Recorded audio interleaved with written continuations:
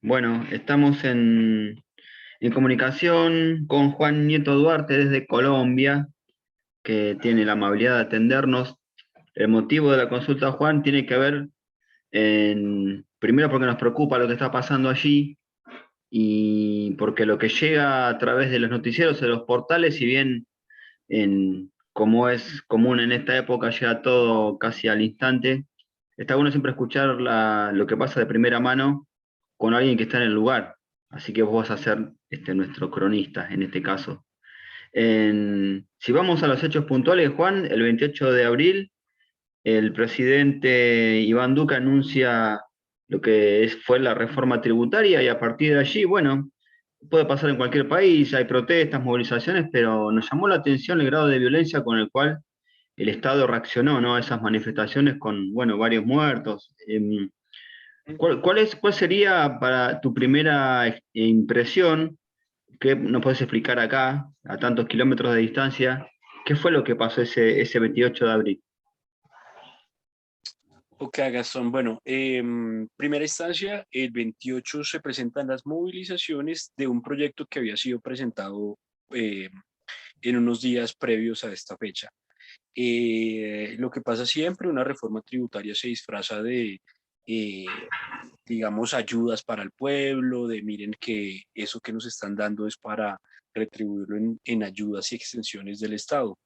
Pero pues ya eso ya es una técnica que ha usado el Estado como establecimiento desde hace mucho como para disfrazar esa falta de control de la economía, digamos, esa incapacidad de administración, y pues literalmente están diciendo que ya se gastaron todo lo que tenían. Generalmente los estudios de hace un par de décadas demuestran que la canilla abierta del Estado es la corrupción. O sea, en resumen, nos gastamos todo porque nos comimos todo en contrataciones, en filtros de corrupción que les quedan a ellos. Entonces, lo que se presenta el día 28 digamos, es el pueblo diciendo que ya no quiere más que se le estafe, porque es una estafa. Nuestro dinero se está yendo a bolsillos privados particulares que abiertamente se han expuesto a través de los años como contratación con familiares de personas que están en la rama ejecutiva y en las diferentes ramas que se dan en la República. Digamos, la opinión pública ya venía sospechando, según puedo entender, una mala gestión de Iván Duque e interpretaron estas medidas, como bien decís, como una pantalla para tal vez tapar alguna mala gestión, pero y yo hacía una referencia y un paralelismo, Juan, a ver qué te parece. En Chile hace algunos años, no sé si recordás, a partir del anuncio del gobierno de Piñera, que en su momento dijo, bueno, vamos a modificar las tarifas del subte con un aumento importante, siendo que lo usa mucha gente, trabajadores, estudiantes. Y también me llamó muchísimo la atención la reacción de mucha gente y obviamente la reacción violenta del Estado. Y yo hacía ese paralelismo porque me llamó la atención poderosamente también lo que pasó en Colombia en ese sentido, cómo a través de una medida puede haber semejantes movilizaciones y una reacción desmedida del Estado. Y por eso te preguntaba, ¿te parece que puede ser, salvando las distancias, similar en el sentido de que en Chile también se venían aguantando situaciones en algún punto, desde el Estado con políticas económicas que no ayudaban a los sectores bajos, y por lo que vos contás en Colombia estaría pasando lo mismo? Sí, yo encuentro, digamos, paralelismo, particularmente en Latinoamérica, somos el experimento de varios movimientos económicos de escuelas norteamericanas. La principal de ellas es la economía chilena. Esta escuela de Chicago de neoliberalismo empieza en Chile. Vamos viendo cómo estas ciertas medidas acumulan capitales particulares en un porcentaje muy bajo de la población y los demás tienen que hacerse cargo de la deuda. Pasa una figura particular que es donde encuentro el paralelismo en la actualidad entre Chile y Colombia, es que dentro de todas las medidas, una, digamos que desborda la copa, y Ujú. comienza a ser la representación de la justificación de los movimientos. Pero esta justificación pues comienza a trabajarse a través de otras líneas en donde también se reconoce que hay un Estado abusivo, que hay un Estado que es transgresor con los derechos humanos. Entonces, un Estado dirigido principalmente por personas que están aliadas a ese porcentaje corto que administra la economía. Sabemos que Piñera es uno de los grandes propietarios de los grandes, eh, digamos, propietarios de bases económicas Sí, en Chile. Y lo sí, mismo digamos, es pasa parte del con... poder económico, Ujú. pero a su vez es presidente, como que hay es como juez y parte en una misma situación. Exacto, entonces digamos que ahí es donde se encuentra muchísimo el parangón, el paralelismo. Iván Duque pertenece a una familia que es asociada, de hecho, parte de los ejercicios de investigación que se le tienen en contra de él o que se han querido adelantar, porque digamos que los ejes de investigación aquí en Colombia son aliados son oficialistas.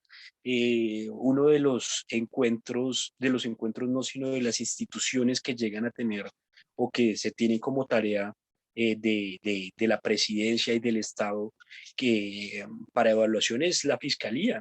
Y Ujú. resulta que se nombra al fiscal que es el mejor amigo de la escuela de grado del presidente. Eso es eso es una figura eh, bastante caricaturesca. A mí me parece bastante irrisorio que el tipo salga a vender un aislamiento entre poderes cuando se ven fotos de ellos Ujú. haciendo su carrera de pregrado, manifestando que eran los mejores amigos. ¿Quién va a investigarlo? Y sobre todo en un estado en donde lo primero que se ve es una corrupción de aliados. Respecto, Juana, si vos tuvieses que describirnos a quienes no conocemos en detalle la situación socioeconómica de Colombia, es muy grande la brecha entre sectores ricos, sectores medios, sectores empobrecidos.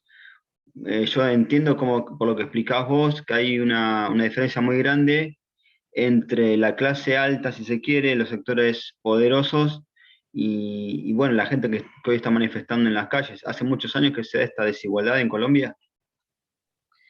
Colombia, para desgracia del mundo, tiene uno de los indicadores más altos de desigualdad. Ujú, Hay un indicador que es el indicador Gini, que establece la diferencia entre el ingreso que puedan tener las personas con ubicación socioeconómica más favorable y las que tienen menos ingresos. Pues resulta que es uno de los que está más distante a nivel, no solo Latinoamérica, sino a nivel mundial. Es una cosa absurda. Hay una cosa, digamos, dentro de las fronteras invisibles que se presentan en Colombia y es que hay tres Colombias, no por una división política regional, dimensional, sino literalmente por una diferencia económica, se puede decir. La primer Colombia es la Colombia rural, la ujú. del campo, la del interior, de la que nadie habla y justamente la que acarrea con todas las consecuencias de la violencia en el país. Y las otras dos Colombias son la clase alta y la clase baja, Mm. pero de la parte de la urbe. Generalmente uno se enfrasca mucho, sobre todo, digamos, en discusiones como la que pasa ahorita con lo de las marchas, en que son los pobres contra los ricos, Mm. etcétera. Pero no nos damos cuenta que esta situación que está presentándose ahorita es el reflejo de lo que ha pasado en los campos colombianos hace mucho. La Claro, desigualdad en Colombia es una realidad hace te muchos interrumpo un años. segundo, Juan. Digamos que no se dan solo las manifestaciones en los grandes centros urbanos, las principales ciudades, como Bogotá, Medellín, sino que también vos me decís que se están manifestando la gente en los centros rurales, que son muy grandes además. Y mira, pasa una cosa y es volviendo a lo de las tres Colombias, estas manifestaciones se han dado porque violencia ha habido, violencia estatal ha habido desde hace muchísimas Ujú. décadas, pero digamos que no habían entrado a la urbe, más o menos hace 20 años se crea esta fuerza policial de contención, más o menos por el 98, aquí se denomina como el SMAT, como Escuadrón Antidisturbios, eh, justamente porque ya notamos que hay muchas cosas que trascienden esa urbe, pero es una urbe llevada al silencio. Entonces, hay una cosa que está pasando con esta generación y es que se está despertando a la empatía Ujú. con el resto de población, con ese otro país rural. Entonces ahora nos damos cuenta del terror que hay en la ciudad, justamente porque encontramos, digamos, esa empatía con ese terror que se da en el campo. Hay un traslado, esto no es nuevo, esto no surge con esta reforma tributaria ni con este gobierno. Ujú. Esto lleva mucho tiempo. Lo que pasa es que ahora tenemos tecnología y están en la urbe, que es donde mayor población hay. Quedó Hay claro. unas hay presencia digamos, de protestas a nivel rural, Mm. estas encaminadas y lideradas por nuestros líderes sociales que para dolor otra vez de nuestro país es de los principales riesgos en el Sí. planeta. Es de los países donde más riesgo hay en el planeta ser líder social. Se desaparecen, los asesinan. Me parece increíble que todavía este año, y se puede ver en medios, se torturen a líderes sociales. Incluso este año se decapitó uno y se colocó la cabeza de un líder social en un asta como forma de reprimenda de parte de estos grupos oscuros en pleno siglo XXI, pleno Sí, sí. 2021. Sí, sí, la verdad que todo esto que decís vos llega, pero viste, una cosa es leerlo en un portal o a través de noticiero y otra que contado en primera persona, porque tanto vos como un montón de gente que lo están viviendo y lo ven día a día.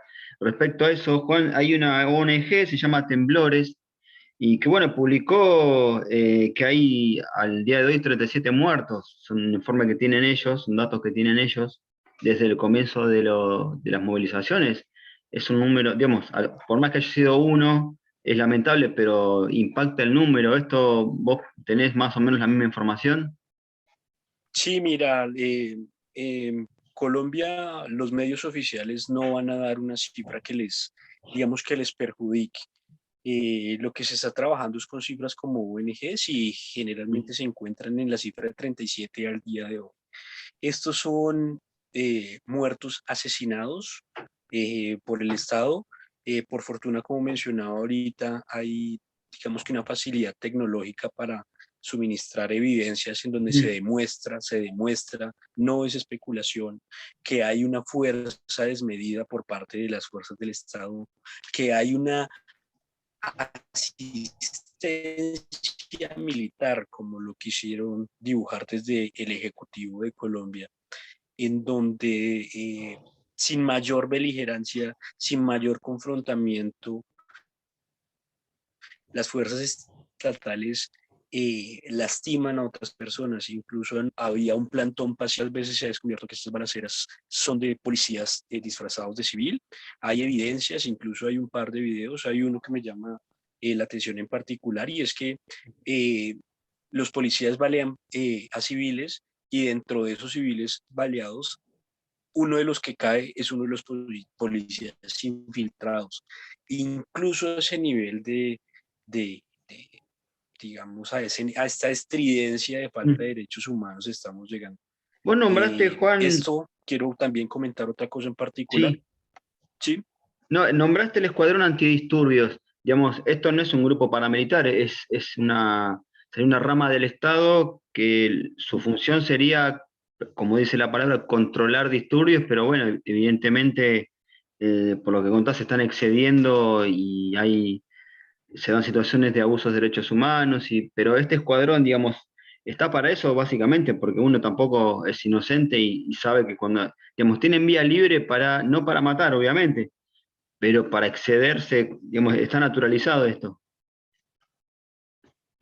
pues mira, pasa una situación particular, como te decía, quiero que esa estructura de las tres Colombias lo tengamos presente porque esa Colombia rural llevada al silencio se comienza a, digamos, a hacer evidente con estos excesos militares y paramilitares, e incluyendo de estos ejércitos particulares como las guerrillas.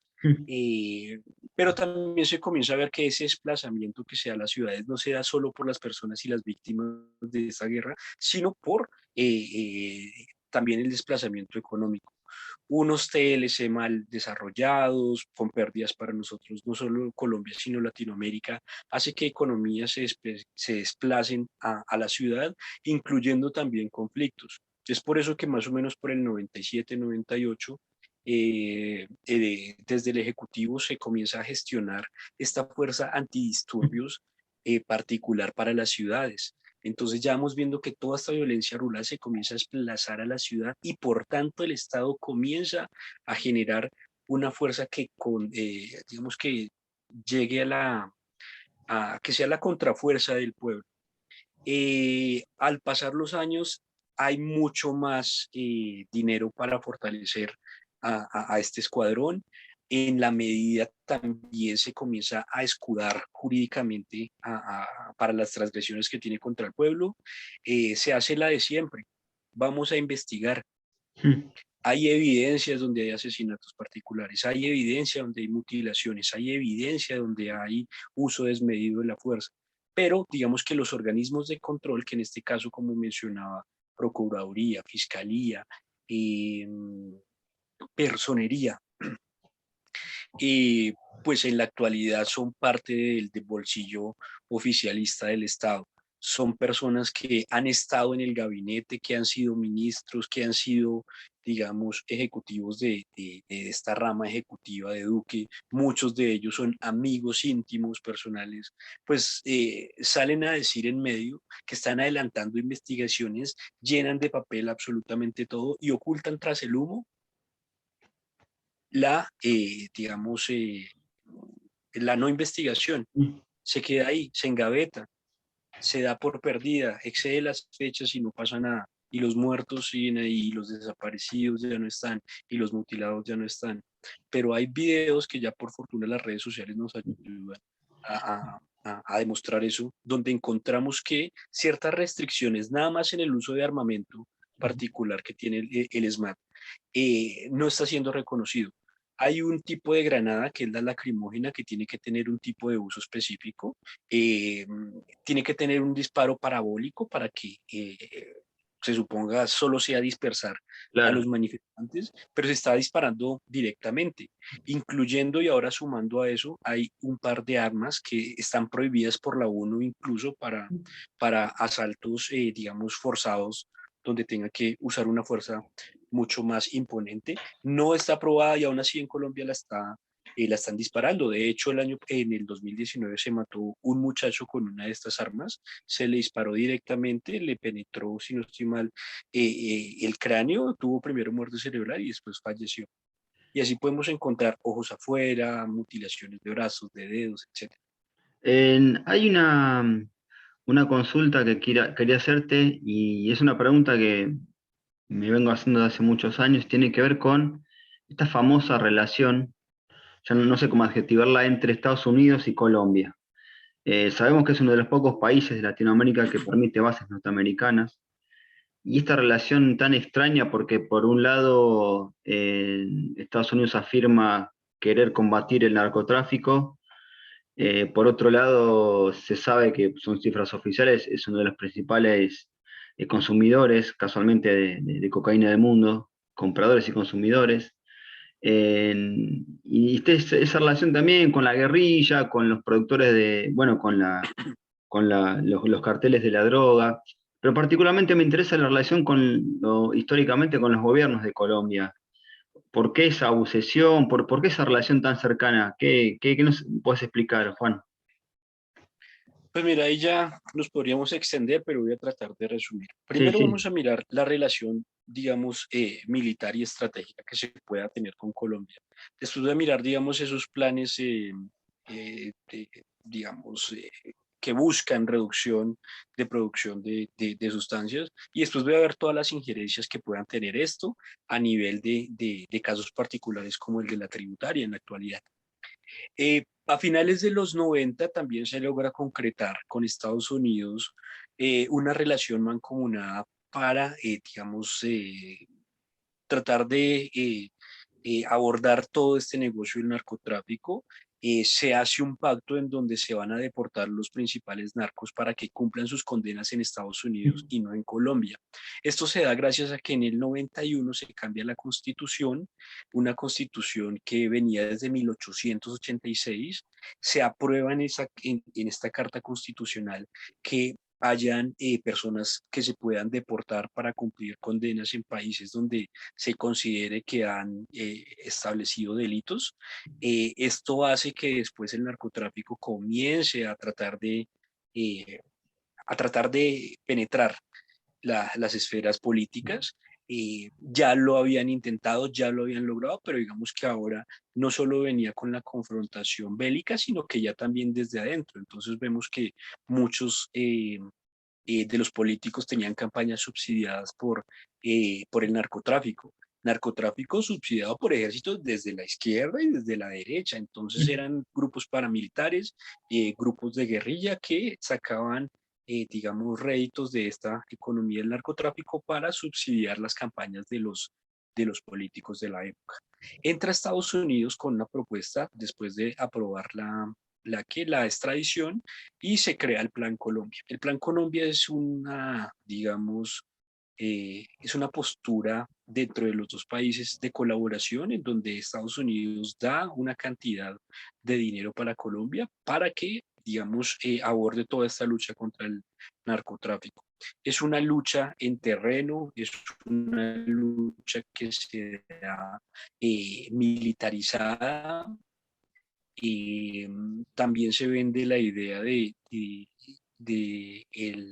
la aspersión con glifosation satelital en las áreas donde están, hay o pueden haber cultivos ilícitos, pero también lo que no dicen es que esa aspersión se hace con glifosato vendido por Estados Unidos y comprado por Colombia.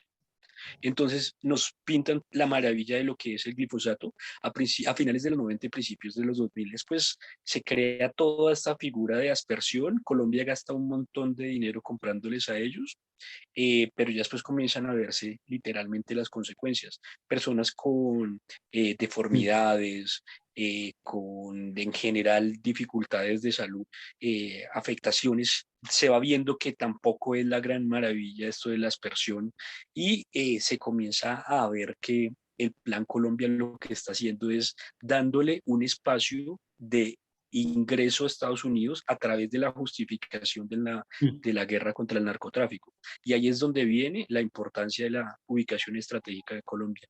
Colombia es el país más al norte de toda la masa continental de Sudamérica, tiene salida tanto por Pacífico como por Atlántico.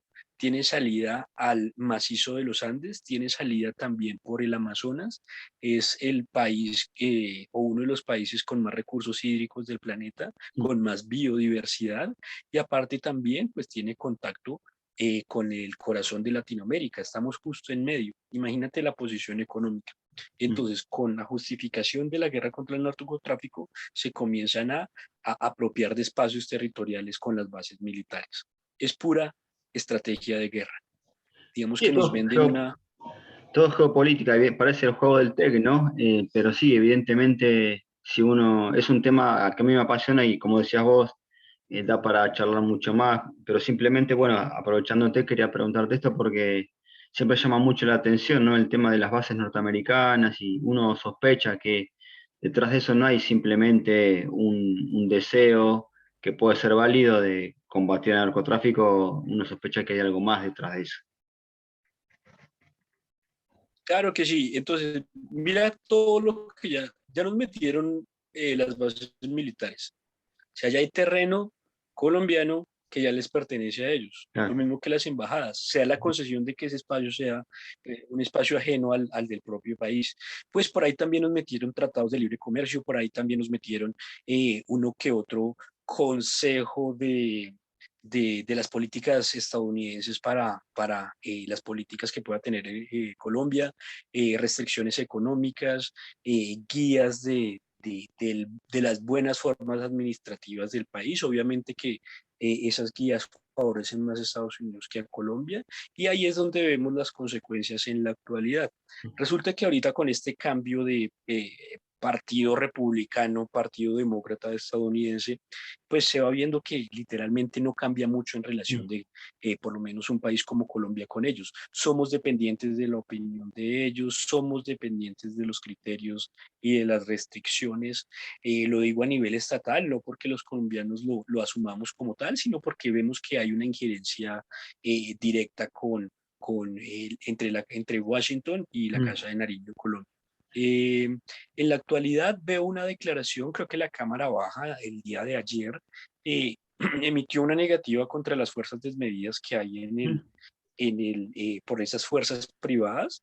Entonces yo creo que más adelante vamos a ver la parte de la militarización de las ciudades, pero digamos que hasta ahí puedo, en forma de resumen, comenzar a mirar esa relación de Estados Unidos con Colombia a través de esos tratados militares.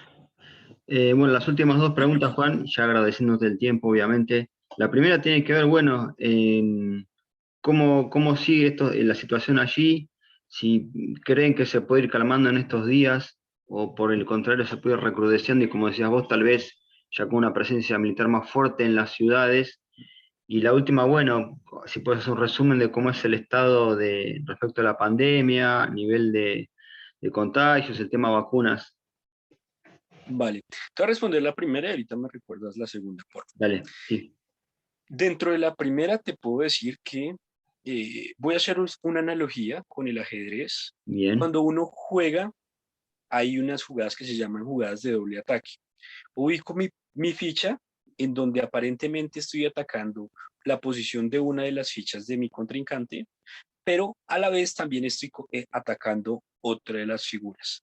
Generalmente esto se hace para, digamos, mostrarle al oponente que ya tiene perdida, aunque sea una de las fichas. A Mm. veces estas figuras, estas jugadas no se hacen tan abiertamente. Y cuando uno hace el movimiento, la finta es que voy a atacar a una de las fichas, se hace el movimiento y termino atacando una zona o una ficha. Esto es lo que está pasando con posturas como las actuales del Estado. Son muy malos jugadores de ajedrez y hacen la figura de presentar varias reformas al tiempo para que si la gente pelea, se quita una, pero se dejan las otras ahí. Y pues eso es lo que ha pasado. Dentro de las reformas, digamos que la que desata toda la incomodidad que ya venía desde el 2019 con otro tipo de reformas, eh, se hace la que, digamos, se convoca a la reforma tributaria. Eso se presenta, la gente pelea, cuando se retira, aparentemente se concede al pueblo, a los que están dentro del paro, su pedido, pero no se retiran otras digamos, propuestas estatales, como la propuesta de la reforma a la salud, que es la 010, en donde se está literalmente privatizando Mm. absolutamente todos los estamentos de salud, pero aún así nosotros seguimos devengando. Seguimos de nuestro eh, sueldo pagando una salud que va a ser privada y que nunca se nos va a prestar. Entonces, mira que estos al tiempo en donde todos son controversiales, pero pueden desmontar el paro. Por fortuna ya nuestro país, ya digamos que no estamos tragando entero, que estas cosas son como mucho más meditadas, y a pesar de que se retira esta reforma tributaria, también se sabe que detrás de ella vienen otro tipo de reformas, y la población sigue resistiendo, la población sigue, digamos, haciendo presencia. Por tanto, yo creo que hay una gran posibilidad de que se extienda esto. El gobierno también lo lee así y por tanto comienza a ser la siguiente figura. Y aquí es donde quiero que me pongas cuidado porque esto es lo que le está dando vueltas a los medios internacionales. Al retirar la reforma tributaria, lo que se hace es dentro de las ciudades, una ciudad como Cali, que es donde más hubo presencia de población en contra de estas medidas, se militariza, se militariza la ciudad, ya no solo una fuerza de contención como las de las metropolitanas, como la del ESMAD, sino que también hay ejército Mm. militar. Hay muchas evidencias por videos de ciudadanos en donde se desaparece gente, en Mm. donde literalmente se les dispara quemarropa, donde todas estas hordas de militares y de policías abordan espacios para destrozarlas y para que después en medios quede la idea de que ha sido causado por los manifestantes. Es una, digamos, forma de representación de dictadura moderna. Mm. Es literalmente el ataque en la sombra para después justificar lo que viene en lo siguiente, que es digamos que la obtención de medidas de calamidad por parte del Ejecutivo. Esto, digamos, que daría pie a que se gobierne por decreto, desconociendo eh, los demás estamentos de restricción. Y si se llega a presentar alguno de estos, pues ya los tenemos de bolsillo, como ya había indicado desde el principio. Si llega a presentarse una transgresión de tipo militar, pues se apela a que la Fiscalía va a hacer una investigación, se apela a que la Procuraduría va a hacer una investigación, se apela a que la Personería va a hacer una investigación. Pero después de un tiempo nos damos cuenta que todas estas áreas son parte de la misma familia estatal. Entonces mira que todo se encapsula en que ellos quieren conservar el poder y van a llevarse al que quiera por delante. Eso es, digamos, la figura que se va a presentar, que ya se está presentando hace un par de días y que se va a presentar. Otro de las cosas que también es particular de este gobierno de Duque es que comienza a dilatar las reuniones y los consensos, en donde él se vende como un mediador, en donde él se vende como una persona que tiene, digamos, cierta apertura al discurso, pero son reuniones que se extienden en el tiempo, a una semana, a 2 semanas.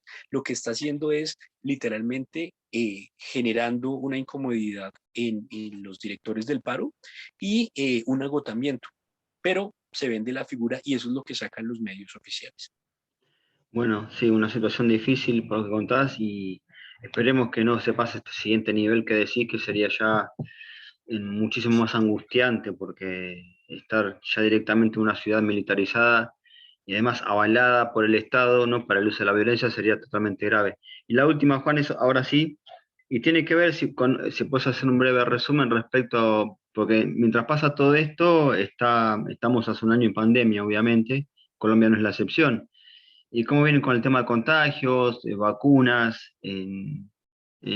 Digamos, ¿el Estado tiene un rol activo en ese sentido? ¿Cómo lo está llevando? Pues mira, Colombia es uno de los países con peores cifras Mm. a nivel Latinoamérica.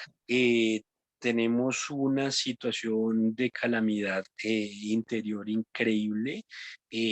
Tenemos un nivel de muertos que está oscilando por encima de los 400, Mm. casi cerca a las 500 personas fallecidas diarias a causa del COVID. Hay una vacuna que se está presentando como una figura política. Hacen una gran presentación. Aquí hubo una transmisión en vivo del primer avión que llegó con vacunas para venderse como literalmente los salvadores, pero están comenzando a extender la, la digamos, la aplicación de estas vacunas. Perdón, Juan, ¿qué vacuna te referís? En general, estamos presentando aquí en Colombia recepción con Pfizer y con Ah, Sinovac, bien, pero digamos que me refiero en general a la figura de vacunación. perfecto. Se está extendiendo. Resulta que Colombia en 2022 tiene elecciones, no solo presidenciales, sino gubernamentales y de alcaldías. Esto hace que, digamos, en la medida en que ellos puedan tener el poder de dominio sobre algún beneficio para la población, pues que entre en esa misma línea la parte de la vacunación. Ha habido una negligencia gigante, gigante en cuanto a las vacunas. Hasta donde tengo entendido, en el resto de países del mundo se están tomando la doble vacunación para Mm. conteo. Entonces se cuenta una persona, se vacuna a esta persona y se guarda la vacuna para cuando tenga fecha de vacunación. Aquí en Colombia lo que están haciendo es aprovechando la doble vacuna para vacunar a 2 personas. Así inflan cifras y lo que se Mm. hace es que la persona cuando vaya a la segunda vacunación no tenga digamos, esta segunda Dosis. presencia de la vacuna. Mm. Entonces, ¿qué es lo que pasa? Se inflan cifras, pero se tiene una negligencia a nivel sanitario. Eso es lo que está pasando en Colombia. A pesar de todo este tipo de exposición, porque estamos en el tercer pico de riesgo en Colombia, la gente se expone a salir a una manifestación. Mm. Y lo que se hace la figura para, mira como también juegan los medios de comunicación en este ajedrez político económico. Venden la figura de que la exposición en los paros son la causa de la sobreexposición al virus, siendo que en las medidas de semanas y meses pasados no se logró hacer una adecuada contención sanitaria y eso es Mm. pura restricción del Estado. Bueno, muy bien, Juan. Entonces fuiste muy amable, muy claro. Me gustó la analogía, la metáfora del ajedrez para resumir toda esta situación. Es muy práctica. Bueno, entonces te agradecemos. Seguramente te volveremos a molestar en otro momento. Esto fue entonces una parte de un segmento de Noticias del Día, nuestro programa de radio, así que te agradecemos y mandamos saludos a todos los hermanos colombianos. Gastón, muchísimas gracias por la invitación. Te agradezco que me dieras un espacio. Lamentablemente yo soy consciente que, eh, digamos, la dificultad que se lleva en el país, pues a veces se filtra a través de los medios. Lamentable también para mi país que a veces los medios internacionales dan una noticia mucho más limpia, mucho más clara Mm. acerca de la realidad. Pero pues miramos cómo podemos sobrellevar esto. Las redes sociales nos han ayudado mucho. Eh, Esperemos que no nos las corten. En Cali, hace un par de días, se cortó el servicio de Internet. Eh, se, Se estima, se cree que es por la difusión que tenemos a nivel de redes sociales. Entonces esperemos pues, que podamos sobrellevar todo esto y ahí es cuando los organismos internacionales nos ayudan mucho al control. ¿Ok? Bueno, Juan, gracias. Te dejo entonces hablando con la productora, ¿te parece? Con Muchísimas Mari. gracias.